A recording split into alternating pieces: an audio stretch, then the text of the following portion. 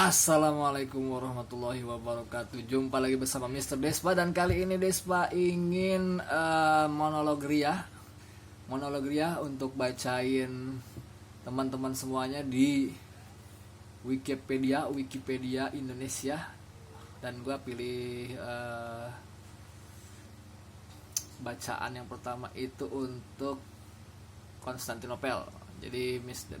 Despa mau bacain buat teman-teman tentang apa yang disunting di Wikipedia tentang Konstantinopel. Oke, Konstantinopel, bahasa Yunani. Tulisannya kayak gitu ya. Belum ngerti, brother. Konstantinopolis, bahasa Latin dibacanya gitu ya. Bahasa Yunani Konstantinopolis, bahasa Latin Konstantinopolis. Bahasa Turki Utsmani Konstantinia.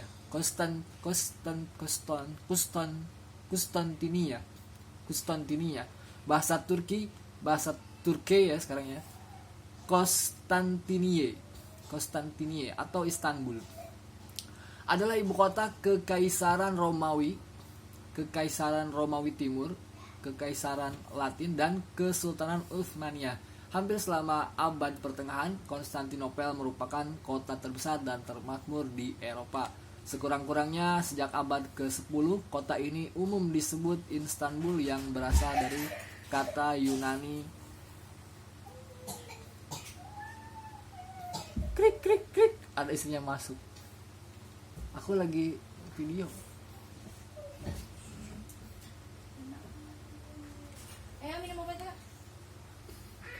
Sekurang-kurangnya sejak abad ke-10, kota ini umum disebut Istanbul yang berasal dari kata Yunani istimbolin, artinya dalam kota atau ke kota.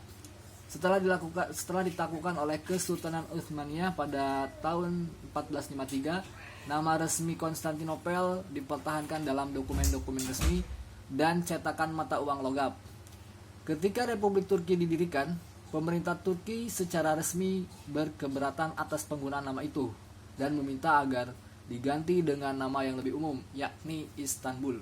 Pergantian nama tersebut diatur dalam Undang-Undang Pelayanan Pos Turki sebagai bagian dari reformasi nasional Atatürk. Itu ya zamannya Atatürk itu ya, siapa namanya tuh? Si Atatürk itu. Istanbul berasal dari kata Stambol, yakni sebutan untuk Konstantinopel yang digunakan kaum Yunani dan Slavia dalam percakapan sehari-hari. Untuk penjelasan lebih lanjut, lihat nama-nama Istanbul. Oke lah kalau begitu. Konstantinopel terkenal karena pertahanannya yang sangat kuat. Meskipun dikepung beberapa kali oleh berbagai bangsa, kota Bizantium berhasil direbut hanya pada tahun 1204 oleh tentara Latin Perang Salib keempat. Dipulihkan pada tahun 1261 oleh Kaisar Bizantium Michael VIII Palaiologos, dan pada tahun 1453 ditaklukkan oleh Sultan Ottoman Mehmed II yang pertama. Di dinding kecil didirikan oleh Konstantinus I dan mengelilingi kota. Kemudian pada abad kelima, Theodosius II membangun tembok Theodosian yang terdiri dari dinding ganda membentang sekitar 2 km bujung atau 1,2 mil ke barat dari dinding pertama. Ke barat. Kota ini dibangun di atas 7 bukit. Masya Allah. Kota ini dibangun di atas 7 bukit serta pada tanduk emas dan Laut Marmara. Maka tersaji sebuah benteng yang tak tembus melingkupi istana megah, kubah, dan menara yang mencakup 2 benua. Bicara sejarah Bizantium, Konstantinopel didirikan oleh Kaisar Romawi Konstantinus I di atas situs sebuah kota yang sudah ada sebelumnya. Bizantium yang didirikan pada permulaan masa ekspansi kolonial Yunani, kemungkinan besar sekitar 671-662 sebelum Masehi. Institusi ini terletak di jalur darat dari Eropa ke Asia dan jalur laut dari Laut Hitam ke Laut Mediterania. serta memiliki sebuah pelabuhan yang besar dan masyhur di Tanduk Emas. Konstantinus memiliki rencana-rencana besar dalam segala bidang setelah memulihkan kesatuan kekaisaran dan karena sedang melakukan reformasi besar dalam pemerintahan serta mensponsori konsolidasi masyarakat Kristen. Dia sungguh-sungguh sadar akan keterbatasan Roma sebagai sebuah ibu kota. Roma terlalu jauh dari garis-garis perbatasan dan oleh karena itu jauh pula dari angkatan bersenjata dan dewan kekaisaran. Roma tidak diminati sebagai lahan bermain bagi para politisi yang berseberangan dengan pemerintah. Tetapi Roma telah menjadi ibu kota negara selama 1000 tahun dan tampak tak terpikirkan untuk memindahkan ibu kota ke tempat lain. Meskipun demikian, Konstantinus melihat Bizantium sebagai lokasi yang tepat, tempat seorang kaisar dapat bertahta, memiliki pertahanan yang matang, dan memiliki kemudahan akses ke perbatasan Danube maupun Efrat. Dewan Kekaisaran memperoleh suplai dari kebun-kebun yang subur dan bengkel-bengkel yang canggih di Asia. Perbendaharaannya diisi oleh provinsi-provinsi termakmur dalam kekaisaran. Konstantinopel dibangun selama 6 tahun dan diresmikan pada 11 Mei 330. Ini zamannya sebelum Islam sebelum Nabi lahir juga ini. Konstantinus membagi kota yang diperluas itu seperti Roma menjadi 14 kawasan dan mendanainya dengan fasilitas layak bagi sebuah metropolis kekaisaran. Akan tetapi mula-mula Roma baru Konstantinus tidak memiliki semua kemuliaan Roma lama. Kota ini memiliki seorang prokonsul, bukan seorang prefek urban. Prefek urban. Tidak memiliki pretor, tribun ataupun quaestor. Meskipun memiliki senator-senator, mereka hanya bergelar clarus, bukan clarissimus. Wah, banyak banget nih kosakata yang baru nih, aneh. Seperti di Roma, Konstantinopel juga tidak memiliki jajaran administratif yang mengatur suplai pangan, polisi, patung-patung, kuil-kuil, saluran-saluran pembuangan, saluran-saluran air bersih, atau fasilitas-fasilitas umum lainnya. Jorok berarti kali ya. Nggak ada saluran-saluran pembuangan, saluran-saluran air bersih. Oke, program baru pembangunan diselenggarakan dengan tergesa-gesa. Pilar-pilar pualam, daun-daun pintu, dan ubin-ubin dipindahkan dari kuil-kuil kekaisaran ke kota baru itu dengan cara sama. Banyak karya seni Yunani dan Romawi segera terlihat di alun-alun dan jalan-jalan. Mantap. Kekaisaran mendorong pendirian bangunan-bangunan pribadi dengan cara menjanjikan kepada pemilik bangunan hadiah lahan dari tanah negara di Asiana dan Pontica. Dan pada 18 Mei 332, kita ke tahun 332 Masehi, dia mengumumkan bahwa sebagaimana halnya di Roma, bahan pangan akan disalurkan secara cuma-cuma kepada warga kota. Konon saat itu jumlahnya mencapai 80.000 ransum sehari, disalurkan dari 117 titik distribusi di seluruh kota. Konstantinus membuka alun-alun baru di pusat kota tua Bizantium. Kayak kita mah stadion lapangan Merdeka gitu ya. Lalu menamakannya Augusteum. Museum. Mirip nih. Museum. Augusteum. Dewan Senat atau Curia yang baru ditempatkan di sebuah basilika di sebelah timur alun-alun. Banyak istilah-istilah yang oke lah, nanti lama-lama juga tahu ya. Di sebelah selatannya berdiri istilah agung kaisar dengan gerbangnya yang megah, Salke, atau aula upacaranya yang dikenal sebagai Istana Daphne. Tak jauh dari situ terdapat Hippodromus, tempat pacuan kuda yang mampu menampung 80.000 penonton, dan pemandian Zeuxippus yang terkenal. Di sisi barat, Augusteum berdiri Milion, sebuah monumen berlengkung, titik awal untuk mengukur jarak ke seluruh kekaisaran Romawi Timur. Dari Augusteum terbentang sebuah jalan raya Mese bahasa Yunaninya meon. Secara harfiah berarti jalan tengah. Dipagari jajaran pilar karena membentang turun dari bukit pertama dan naik ke bukit kedua. Jalan ini melintasi sisi kiri Praetorium atau gedung kehakiman, kemudian melintasi Forum Constantinus yang berbentuk opal, tempat Dewan Senat kedua, dan sebuah pilar tinggi yang di puncaknya tegak sebuah arca Constantinus dalam rupa Helios. Helios apa itu? Bermahkota sebuah lingkaran suci dengan 7 berkas sinar dan menghadap ke arah matahari terbit.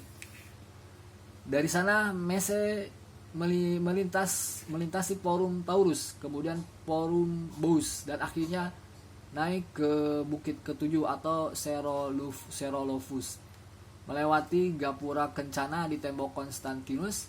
Setelah pendirian tembok Theodosius pada abad ke-5, Mese diperpanjang sampai ke Gapura Kencana, yaitu yang baru. Panjang keseluruhan mencapai 7 mil Romawi. Pada tahun 395-527, prefek kota Konstantinopel pertama yang diketahui adalah Honoratus yang menjabat sejak 11 Desember 359 sampai 361. Kaisar Valens membangun istana Hebdomon di tepian Propolis dekat Gapura Kencana, kemungkinan besar untuk digunakan pada saat pemeriksaan pasukan. Semua kaisar sampai dengan Zeno dan Basiliscus dinobatkan dan diumumkan di Hebdomon Theodosius. Semua kaisar sampai dengan Zeno dan Basiliscus dinobatkan dan diumumkan di Hebdomon. Theodosius I membangun gereja Yohanes Pembaptis sebagai tempat penyimpanan tengkorak orang suci itu. Sekarang disimpan di istana Topkapi di Istanbul, Turki. Mendirikan sebuah tugu peringatan atas dirinya di Forum Taurus dan merombak keruntuhan kuil Aphrodite untuk dijadikan sebuah gedung kereta Pretoria. Arcadius membangun sebuah forum baru yang dinamakan menurut namanya sendiri di Mese, dekat tembok-tembok Konstantinus. Pengaruh Konstantinopel lambat laun meredup setelah diguncang oleh pertempuran Adrianopel pada 378, di mana Kaisar Valens beserta pasukan-pasukan Romawi terbaik dihancurkan oleh kaum Visigoth. Hanya dalam beberapa hari saja, Konstantinopel mulai memperhatikan pertahanannya, dan Theodosius II membangun 3 lapis tembok pertahanan setinggi 18 meter. 18 meter, coy. Berapa lantai itu? 18 bagi 3, 6 lantai taruhlah. Atau 5 lantai. Setinggi 18 meter atau 60 kaki pada 413 sampai dengan 414 yang tak dapat ditembus sampai munculnya bubuk mesiu. Theodosius juga membangun sebuah university dekat Forum Taurus pada 27 Februari 425. Ya Allah. 1600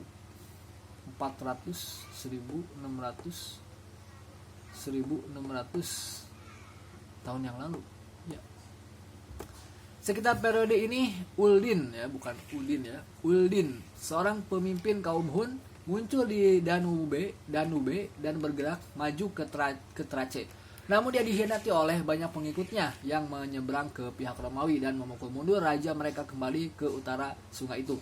Karena kejadian ini, tembok-tembok baru didirikan untuk mempertahankan Konstantinopel dan armada di Danube ditingkatkan.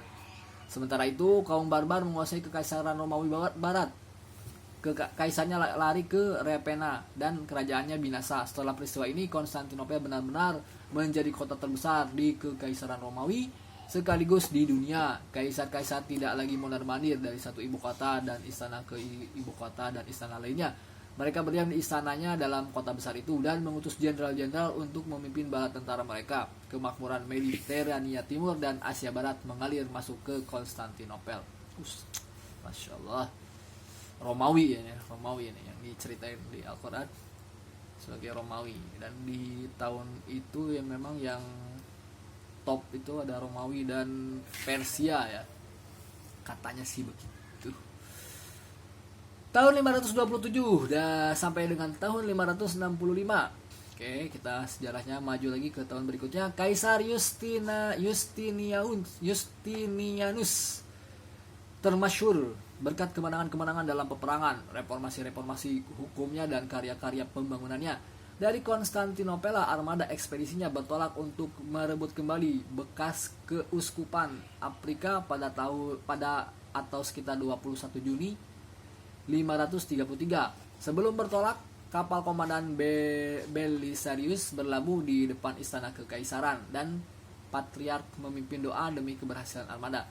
Setelah memenangkan pertempuran pada tahun 534, harta benda Bait Allah Yerusalem yang dijarah pasukan Romawi pada 70 Masehi dan kemudian dibawa ke Kartago oleh kaum Pandal serta menjarah Roma pada 455. Dibawa kembali ke Konstantinopel dan disimpan di sana selama beberapa waktu. Mungkin saja di dalam gereja Saint Polyctus sebelum akhirnya dikembalikan kepada Yerusalem di gereja kebangkitan atau gereja baru. Lomba balap kereta yang sangat digemari di Roma selama berabad-abad. Ada lomba kereta ya. Kereta dari zaman itu udah ada ya. Kereta kuda maksudnya. Lomba balap kereta sangat digemari di Roma selama berabad-abad. Lomba balap kereta sangat digemari di Roma selama berabad-abad. Di Konstantinopel, Hippodromus makin lama makin meningkat reputasinya sebagai tempat berpolitik. Di sanalah sebagai bayangan yang silam dari pemilihan umum di Roma lama. Rakyat secara aklamasi menunjukkan persetujuan mereka atas seorang kaisar baru, dan di sana mereka pula terang-terangan mengkritik pemerintah atau menyerukan penggantian materi-materi yang tidak disukai masyarakat. Pada masa pemerintahan Justinianus, ketertiban umum di Konstantinopel menjadi isu politik yang penting. Selama periode akhir Romawi dan awal Bizantin, agama Kristen menuntaskan permasalahan-permasalahan dasar akan identitasnya. Dan perselisihan antara kubu ortodoks dan monofisit menimbulkan kekacauan yang serius. Kekacauan ini diekspresikan melalui keikutsertaan dalam keanggotaan pendukung tim biru dan hijau pada balapan kereta. Ini keretanya kereta orang apa kereta kuda? Para pendukung tim biru dan tim hijau konon memelihara kumis dan jenggot. Aduh, gua dong. Mencukur rambut di bagian depan dan memanjangkan rambut di bagian belakang. Cukur rambut bagian depan botak gitu. Mengenakan jubah berlengan lebar dan berikat pinggang dan membentuk kelompok-kelompok yang meraung-raung dan melakukan kejahatan di jalanan pada malam hari. Ya Allah. Pada akhirnya kekacauan ini memuncak pada sebuah pemberontakan besar pada 532 yang dikenal sebagai kerusuhan Nika, dari perang-perang kemenangan yang diteriakan para pemberontak. Kebakaran yang disulut para pemberontak Nika menghanguskan Basilika Saint Sophia yang dibangun Konstantinus, yakni gedung gereja utama Konstantinopel yang berdiri di utara Augusteum.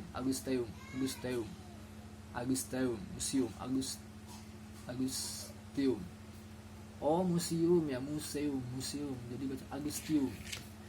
Justinianus menugaskan Anthemius dari Tralles dan Isidorus dari Miletus untuk menggantikannya dengan gedung gereja Saint Sophia yang Sophia ini namanya yang dulu sebelum Hagia Sophia.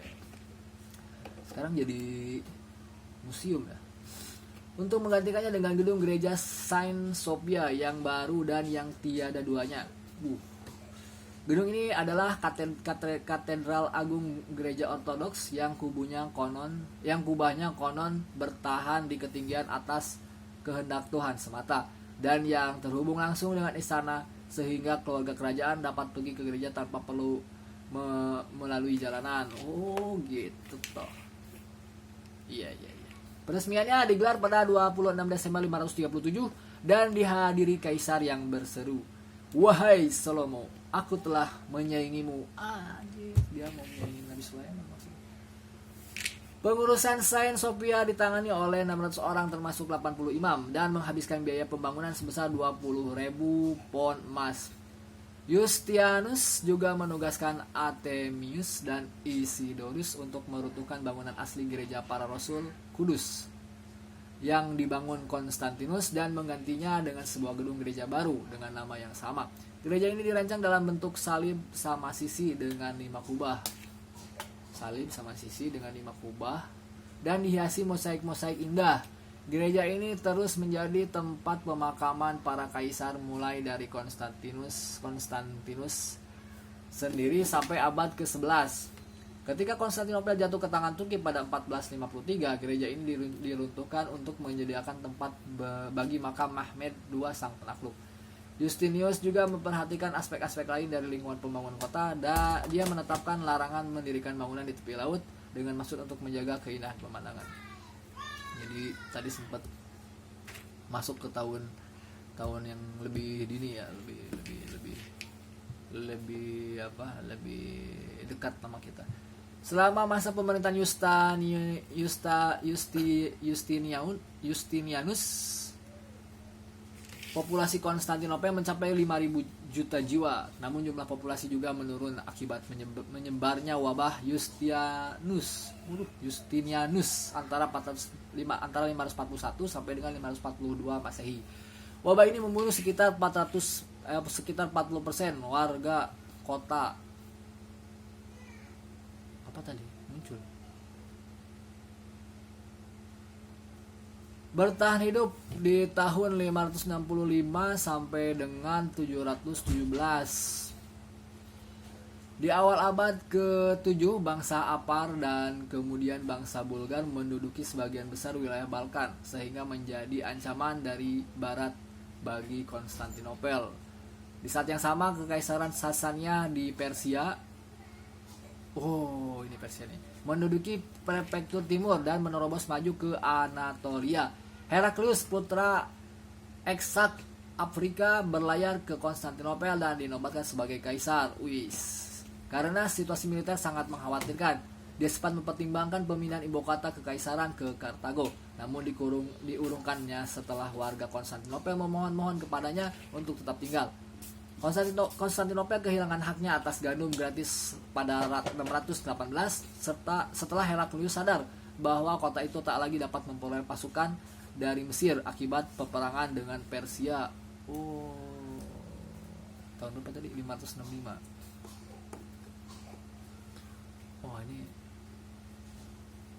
Ini yang ada di kisah di dalam Al-Quran apa di hadis nih ya. Nanti ada perang Romawi dengan Persia.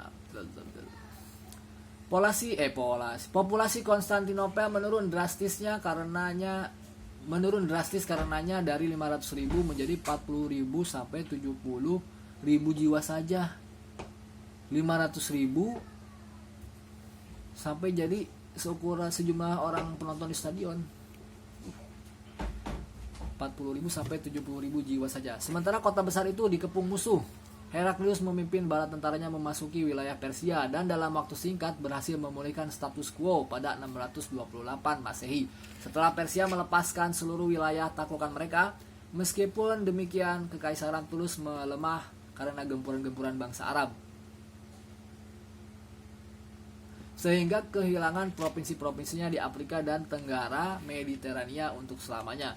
Pengepungan pertama Konstantinopel oleh kaum muslim berlangsung dari tahun 674 sampai 678 dan pengepungan kedua berlangsung dari tahun 717 sampai 718.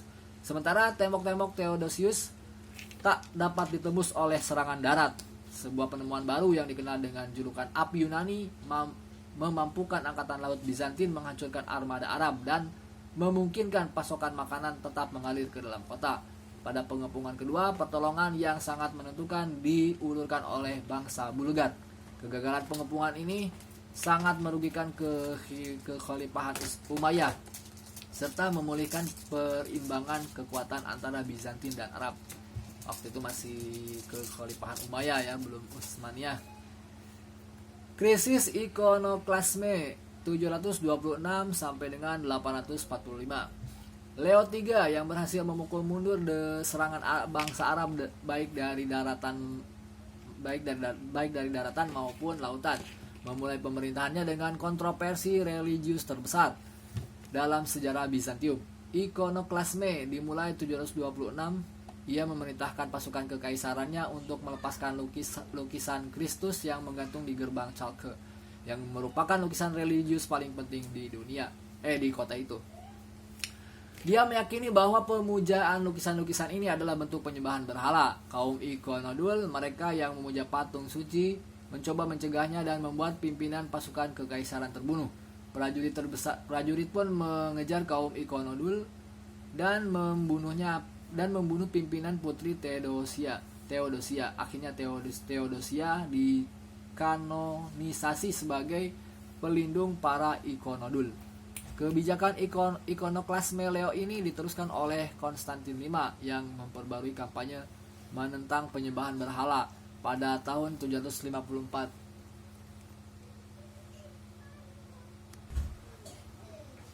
Ada iklan sebentar, kita lanjut lagi. Konstantin V. Kebijakan ikonoklasme Leo ini diteruskan oleh Konstantin V yang memperbarui kampanye menentang penyembahan berhala pada tahun 754 dengan lebih ketat dibanding sebelumnya. Konstantin V meninggal pada 14 September 775. Ia digantikan oleh putranya Leo yang juga meneruskan kebijakan ikonoklasme ayahnya. Ia memiliki istri bernama Eiren yang berasal dari Athena, yang merupakan penganut Ikonodul yang taat namun merahasiakannya dari suaminya. Leo IV meninggal pada 8 September 780, digantikan putranya Konstantin yang belum berusia 10 tahun. Dan masih kecil, masih bocah. Dan ibunya Eiren ditunjuk sebagai wali. Eiren langsung mengembalikan ikon-ikon dan memecat pendukung ikonoklasme di pemerintahan yang digantikan dengan para Ikonodul. Pada 24 September 787 di Nikea diselenggarakan konsili Ekumenis ke-7. Setelah mengadakan pertemuan selama 1 bulan, Dewan mengeluarkan keputusan untuk memulihkan ikon-ikon dengan penegasan boleh dimuliakan dan tak boleh disembah. Setelah Konstantin ke-6 beranjak dewasa, ia berkuasa sendiri tanpa lagi perwakilan Eiren yang turun tahta. Namun Eiren memutuskan merebut kekuasaannya pada 15 Agustus 797, ia perintahkan pengawal pribadinya menangkap Konstantin dan memenjarakannya. Konstantin di hari yang sama dibutakan matanya. Konstantin di hari yang sama dibutakan matanya dan dikirim ke sebuah biara di Pulau Princip dan tak lama meninggal dunia di sana. Eiren kemudian digulingkan dalam sebuah kudeta pada 31 Oktober 802. Nicephorus menduduki singgasana. Lalu Eiren disingkirkan dari Konstantinopel dan tak pernah kembali. Nicephorus terbunuh dalam perang dan digantikan putranya Staurasius yang meninggal pada 11 Januari 812 dan digantikan oleh Michel Rangabe, kakak iparnya. Michel mencoba mengembalikan perdamaian agama dan membuat murka para penganut ikonoklasme. Michel I hanya berkuasa selama 20 bulan dan pada 813 kaisar baru dinobatkan di Hagia Sophia sebagai Leo V. Adalah penganut ikonoklasme dan kembali memperbarui pelarangan lukisan suci dengan memimpin sebuah sinode pada tahun 815 di Hagia Sophia.